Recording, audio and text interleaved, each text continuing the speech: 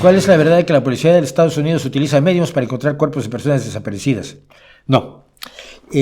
Los mediums frecuentemente han afirmado haber ayudado a la policía.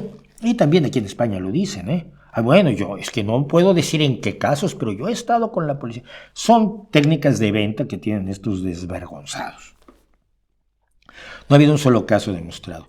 Y hubo un caso que fue verdaderamente aterrador, de un secuestro, en el que una famosa medium estadounidense, no me acuerdo su nombre ahora, a ver, como decíamos, tengo el esqueleto de la información, pero no tengo los detalles.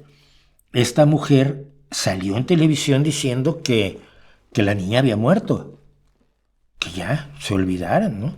Que los padres pasaran página.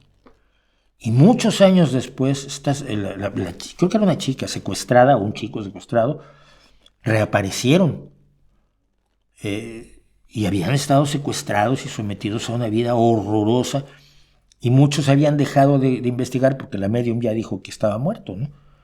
Y resultó que no estaba muerto. Nunca quiso dar, hasta su muerte, nunca quiso dar explicaciones, ni siquiera disculparse por la estupidez que había hecho en la televisión. No es cierto. No es cierto, y no hay un solo caso demostrado y corroborado donde eso haya pasado. Simple y sencillamente es un argumento más de venta de gente que impresiona a los ingenuos con eso, sin darse cuenta de que si esto fuera cierto, lo estarían usando todas las policías del mundo. Es como si me dijeras que en un señor que tiene un laboratorio en su cochera hace pruebas de ADN para identificar personas fallecidas, porque se lo saca de las muelas, saca la pulpa del diente donde hay ADN y puede hacer multiplicar el ADN con un PCR que él inventó, y entonces puede identificar si el genoma de una persona se corresponde con otra que podría ser su pariente, su hermano, su madre, su padre. Y él lo hace en su cochera, pero es un secreto, nadie más lo está haciendo.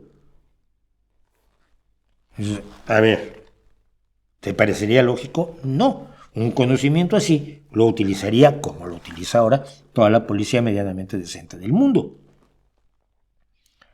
Pues lo mismo pasa con los medios.